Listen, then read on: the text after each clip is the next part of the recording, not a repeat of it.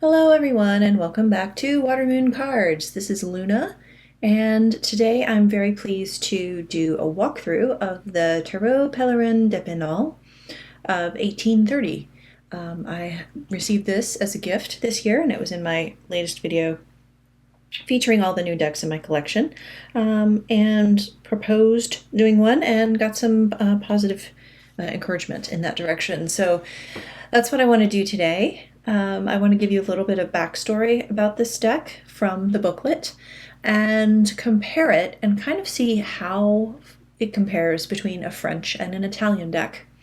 So this is the deck we're going to look at today. This is the Tarocchi Pellerin D'Epinal, the 1830s version, and this is a facsimile, a copy by Giordano Berti of Rinascimento Italian art. He is my favorite kind of historic card maker reproducer person, and I've featured him in a couple of videos. And like I said, Giordano Berti is an excellent tarot historian, and he always includes some kind of booklet with his historic decks.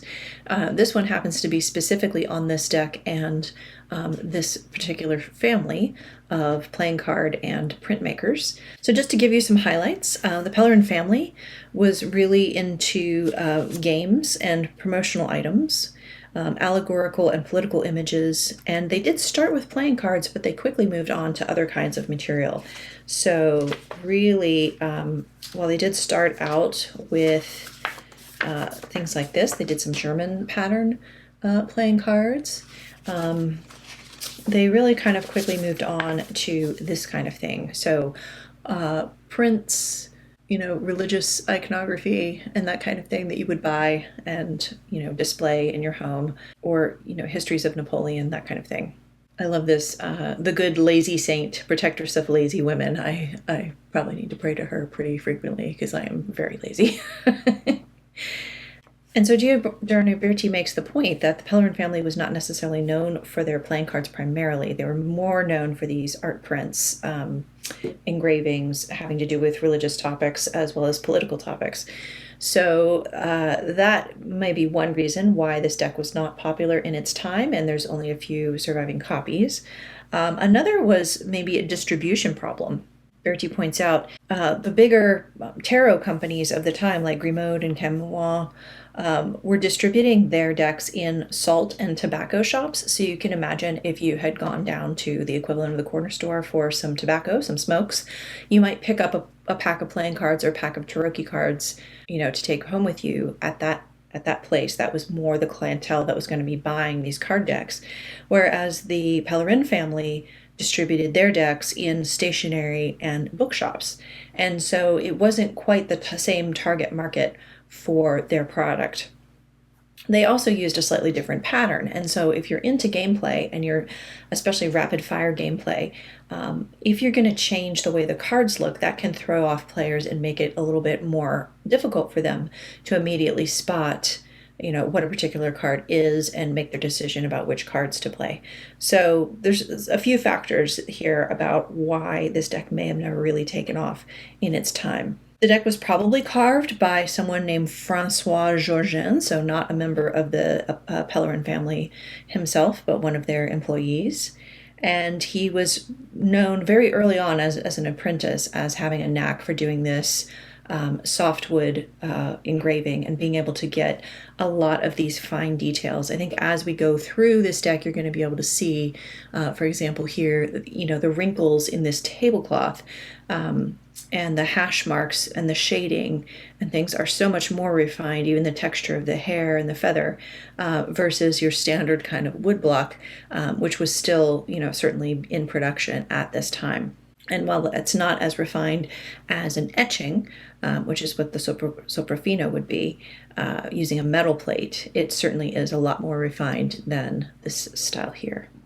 The other decks I have to compare it with are on the left. This is the Maman Miyuki Tarot, which is a fairly close, faithful redrawing of the Pierre Madnet from about 1709, and this is one of the earliest examples of a Marseille patterned type of deck, and it's the closest I have to something of that era.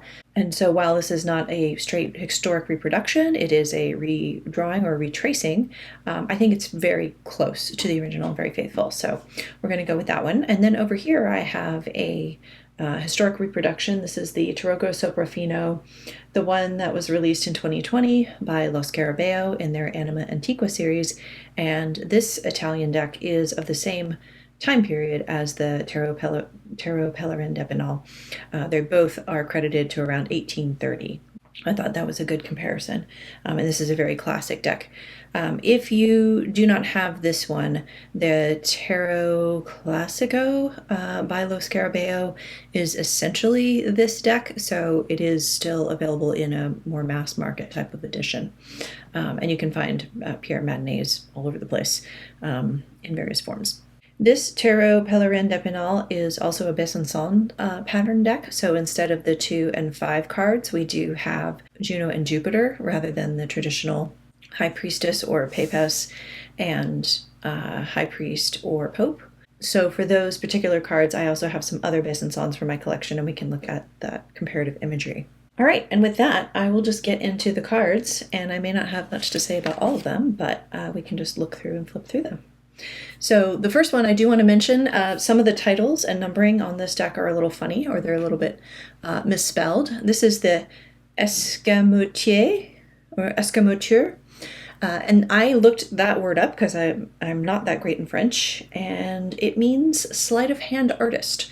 So it's a little bit more specific than just magician or bateleur, but it does call back to bateleur in that bateleur refers to the cup and balls, the jugglers, and that's what we see on the table right here. So same game, same kind of pose, even looking in the same direction, holding the slapstick in the hand in the same way. Slightly different hand position on the right hand here. He's pointing up here like, look at this, and he's got a ball down here. And over here we have the classic cobbler version of this card. So this is a more Italian pattern, a different profession. You've got the cup of wine or vinegar. You've got all of the shoemaker's tools down here. So it is a bit of a different setup. And here we have our first variant card. So instead of the Papesse or Pepesa, we have Juno. And so I'll show you a few different versions of Juno to compare with our French deck. Here is a more French woodblock style Juno, and this is from Pablo Robledo. But we can see a similar kind of pose. She's standing on or among peacocks, and she has the sash whipping up around from her back, and a similar arm position. And then here we have a Swiss version, different kind of pose. This is from the 1JJ Swiss classic deck. And here we have a German version. This is the Tarocchi Miller, and this is another restoration by Giordano Berti. So again, I would say the Miller and then this French one have a similar pose, and the Swiss one is a bit different, with her standing on ground with the peacock behind her rather than floating on a cloud with the peacocks. Here we have the Imperatrice or Empress, and we can see here she is very different from either of these two cards, really. All of them refer to an eagle, but the eagle's on different places. And I would say these two actually have more of a similar pose than the one in the middle, so this is an interesting departure here. She's got a crown and a veil behind her falling down, versus these two, which have a sort of veil-like object hanging behind her. And I like that she's, kind of sitting at an angle, so it gives a little bit different body position rather than straight on, which so many of the cards in these historic decks are just like right at you. I always like to have a little bit more directionality in my readings. And here we have the Emperor in a classic pose, pointing to the left, some with crossed legs. We have like an open position here, cross leg here, and then the classic 4 shape right here. And then these two have similar scepters. This is more of a Swiss or Italian style scepter, and this is more of a French style scepter. And here we go with our second deviation. So we have the Jupiter card. Again, the 1JJ Swiss is very different in terms of pose, etc. He's seated on the ground with an eagle next to him rather than standing on an eagle. So this would be the more French classic French pose, which is very similar, and as is this German Jupiter, again from the Miller. So fairly consistent pose and attributes here, on clouds with the eagle below and holding lightning bolts. Here we have the Lover's card, or Lover card, and in the Italian version here on the right, we have a variant where we have a royal, possibly a king, who is kind of blessing this couple here with the Cupid above and shooting the arrow from upper left down and to the right. Here we have a slightly more consistent portrayal with the gentleman in the middle, and then the figure on the left, on our right, his left, sort of reaching out a hand or grabbing at him. And then this figure, less so, although she's got her hand on his shoulder. This one does not have that. And I prefer in this setup to kind of read this as maybe his mother or a professional matchmaker who's encouraging him to make this match, or has, potentially made this introduction. So in each of these, I would not say that it's, a man choosing between two women.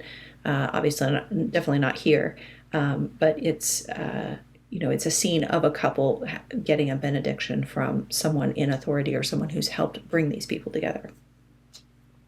And here we have the Chariot. And one thing that kind of sold me on getting a copy, or looking into getting a copy of the Pellerin, is when Ina over at Taproot Tarot pointed out that the horses in this deck are very nicely done and more refined, and they certainly are. You can see, a lot more shading here, a lot more detail on how they're drawn and their musculature, features of the head, and so forth. This is more, typical, I would say, of a Marseille style woodblock card. And then, of course, you have the Soprafino, which just knocks it out of the park.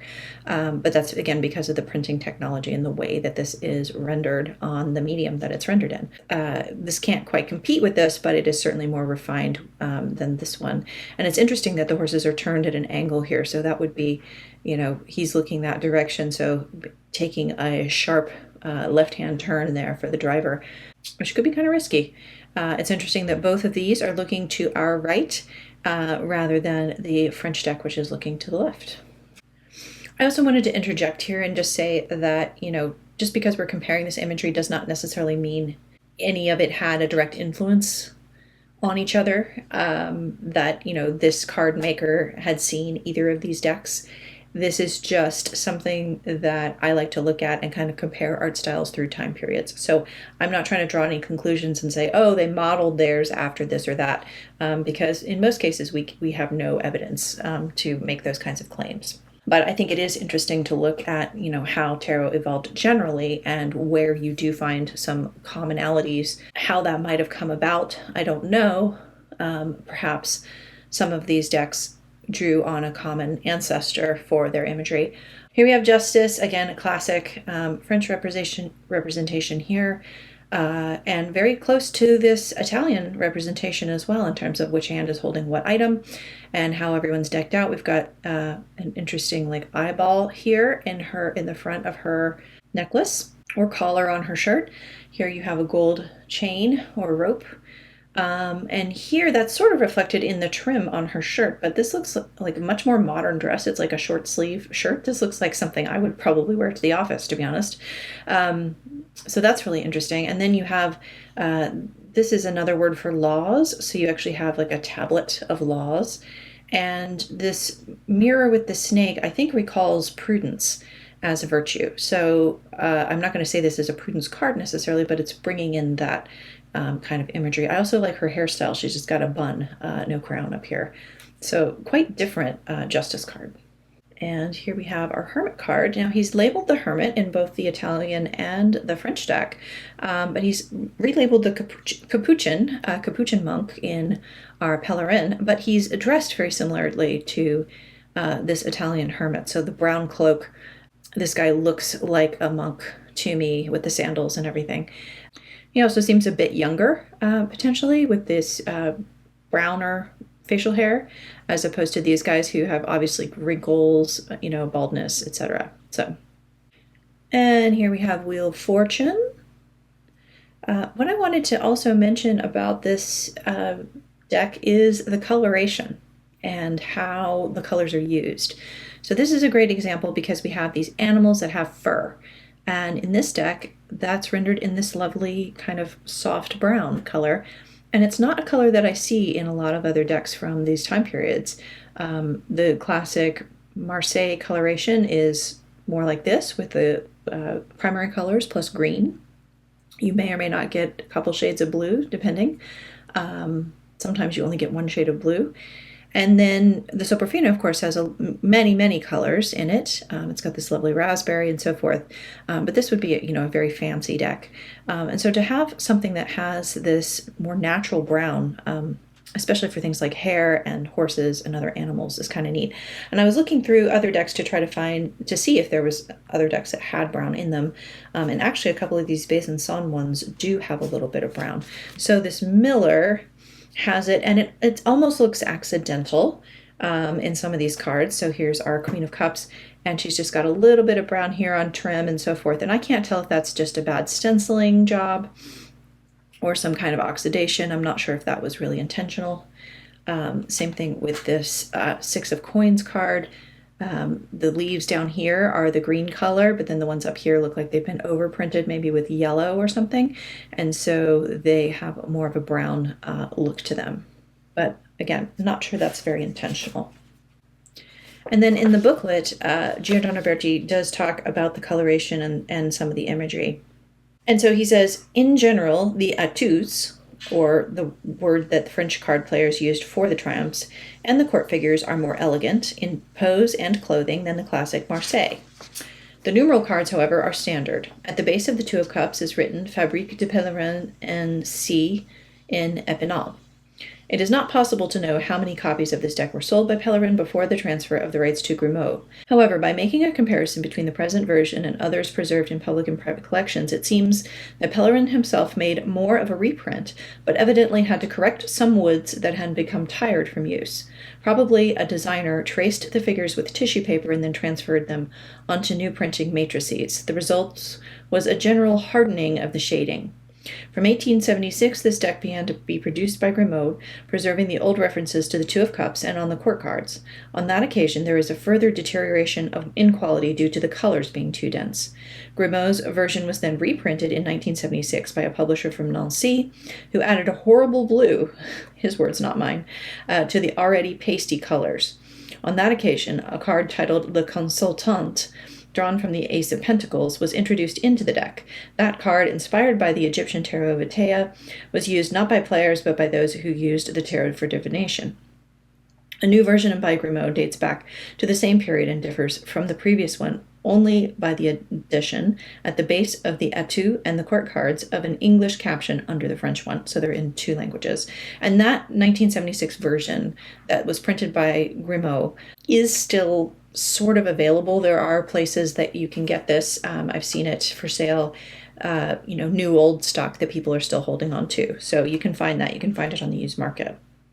But that's the one that I saw originally, and it's also why I kind of waited to see if I could find another version.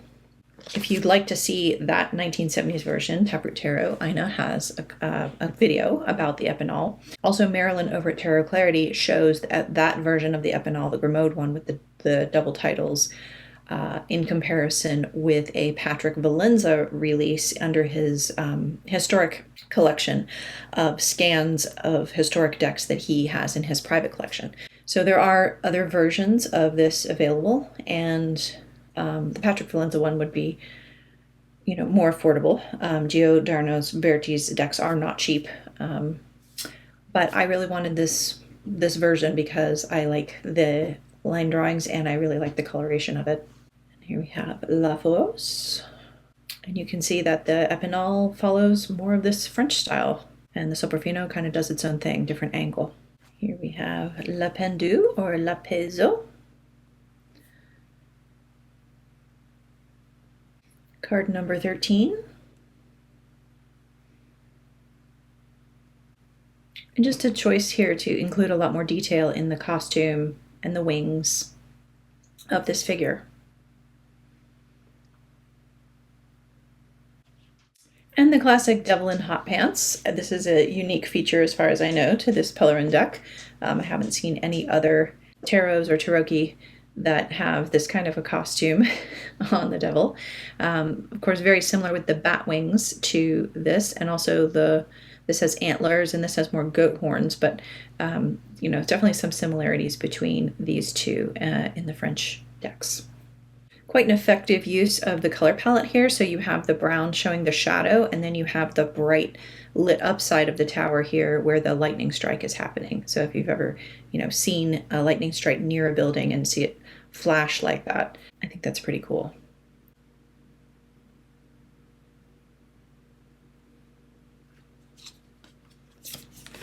Now, I did notice when I was putting this deck back in order that this card sort of looks like it's an evolution between these three. Again, I'm not claiming that any of these decks had influence on each other directly, but you start here with the dogs, or the wolf and the dog, kind of on equal footing, and the towers from the same perspective. So, next to each other across a valley in the distance. But here you start to get this camera shift, and so you have one tower that feels closer to you, one that feels a little bit further away, and now the two dogs are not kind of symmetrically next to each other. That one's further away and this one's closer to you, and the crayfish is kind of off to the side. And then by the time you get to the Soprafino or something like the one JJ Swiss, you get this very different. So you get one tower way in the back, or lighthouse, a castle or something much more prominently up front, and then the dogs very much off center, and the crayfish is now boiled and ready on a plate. So that was kind of cool to see in the moon card. Different poses, but a similar kind of effect here. With the sun cards, with the two French decks, and then the Italian deck goes in another direction and has lovers on the sun card, which is actually my preferred depiction of this, but that's okay. Judgment. Again, using the browns in the palette for a good effect, brown wooden caskets, and then also kind of storm clouds underneath our angel. I love this person's expression here, just as an aside, covering their ears like, oh, it's so loud. It's how I feel when my alarm goes off in the morning. And the world card.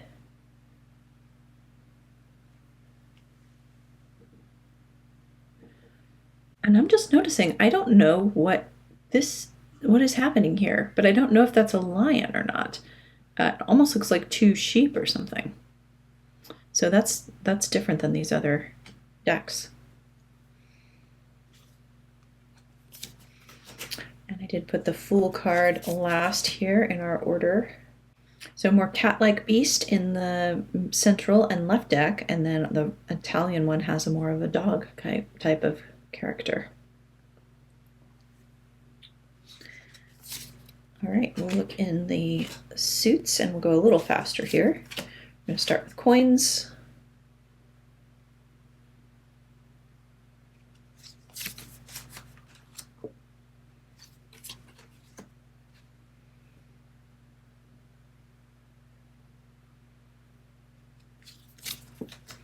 And the Soprafino is just so gorgeusly refined. I feel like everybody, even if you're not really that into Stork decks, like get a Soprafino or a Tarot Classico or some version of it, just to have and admire.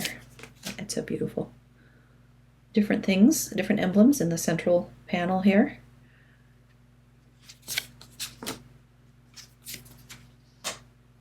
And one thing that I do know about the Pellerin, and another reason I wanted to purchase a copy, is that some of the florals are different from a traditional Marseille. So florals and embellishments. So here we have love hearts rather than these little tulip type flowers, and a different configuration of the leaf, a little bit more detailed there.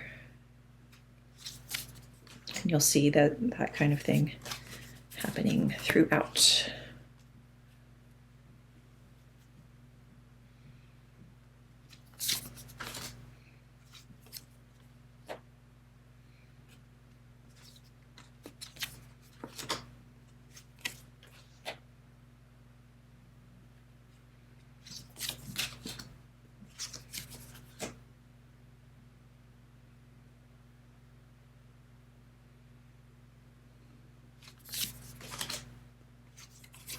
And so just a lot more detail here on our central card, both in the scenery and also in the costume and in the hair.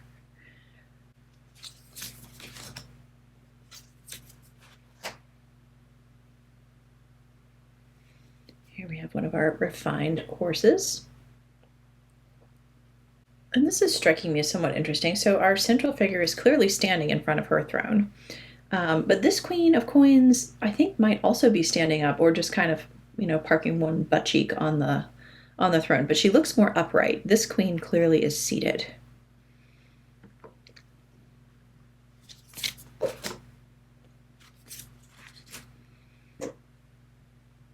All our kings looking very similarly posed here.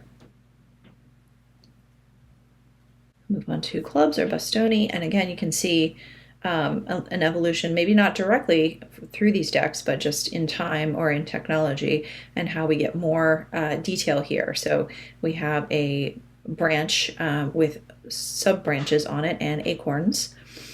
And then here we have, again, acorns and little oak leaves coming out of this one. So that seems to be more similar to the Italian style.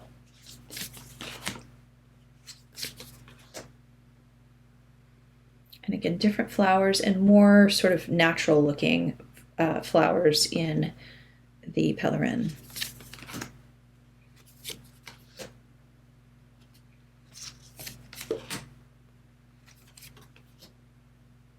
Beautiful roses. You see why I wanted to get this deck?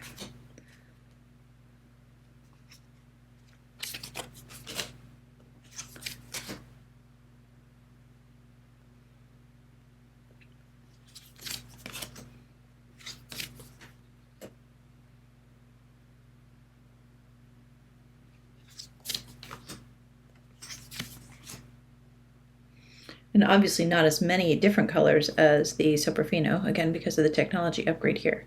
But a nice variety of colors here, and extra florals as well.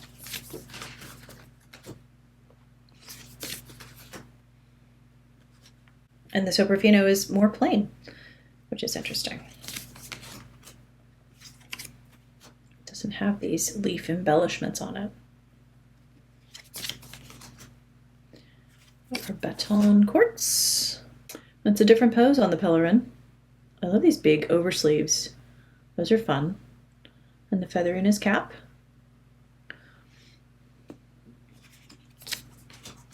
And again, the French and the Italian decks looking somewhat similar in pose here, and then the Pellerin does its own thing. I love this blanket on the horse with the big flowers on it. That's super cool.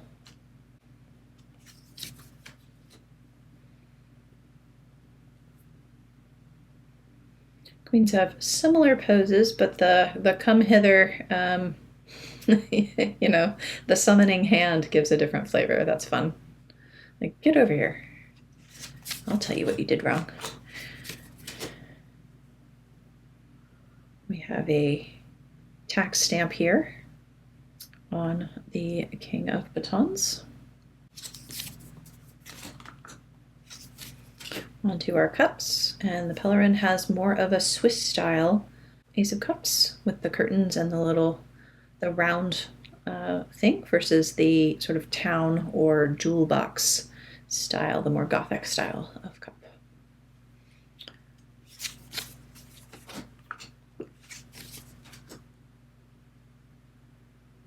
Now our dolphins have become eagles. These are wings and more of a hooked beak style thing. And here we have fruit in the center instead of flowers.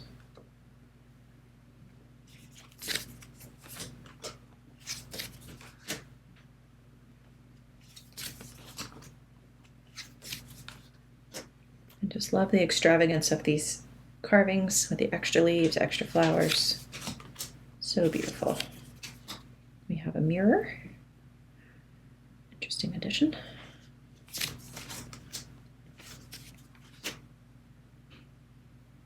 And the soft green in the middle is really a lovely addition.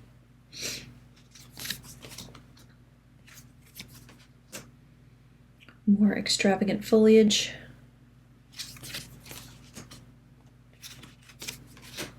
Sopraffino just kind of gives up around 6, 7, 8 in terms of embellishments. I guess it was enough to get in there and do all these little tiny things, you know, like look how detailed those are, right?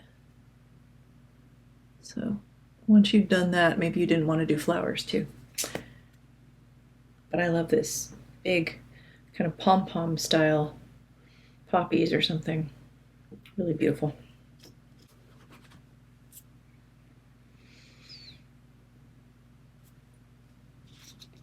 And there comes quartz.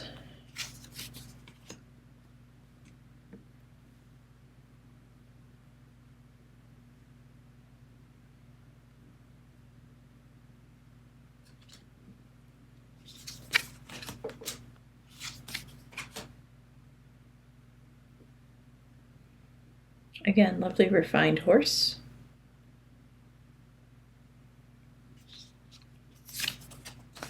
I also like that this deck has a lot of mustaches. That's fun. Another court card standing up where she's normally seated.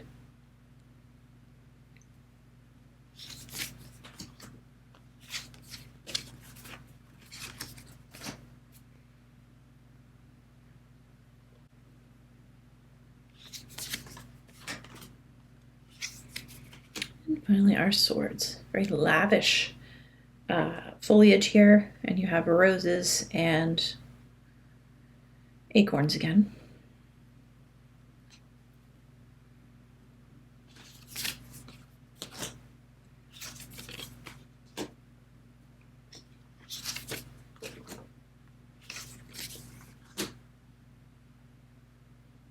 And I don't know, whether there's a right and a wrong. I can tell on the flowers, but sometimes, is the sword supposed to go up or down? I don't necessarily read it differently, but some people do.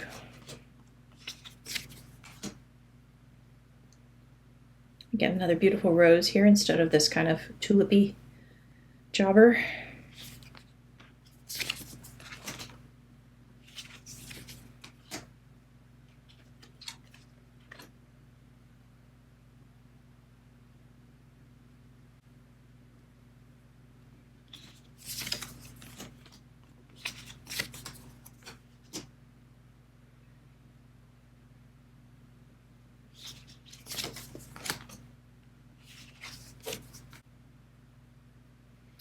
This is where a lot of the historic decks start to look very heavy to me because they have all this black in here. Whereas here we have the unsheathed portion of the swords and then the scabbards are what's black.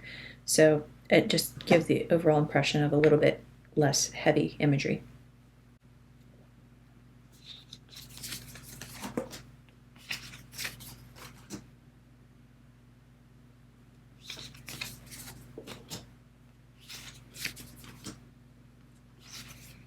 It's interesting that there's always one oddball, but it's always a different one.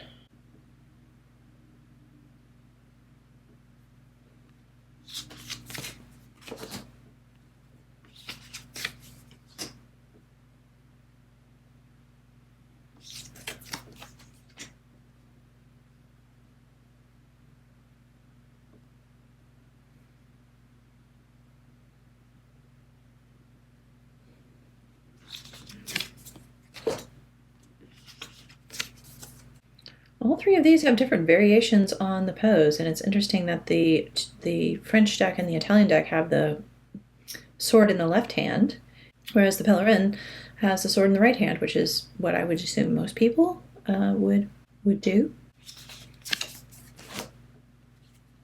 And same thing here, 2 left-handed knights and a right-handed knight. We have the colors of the French flag in this feather.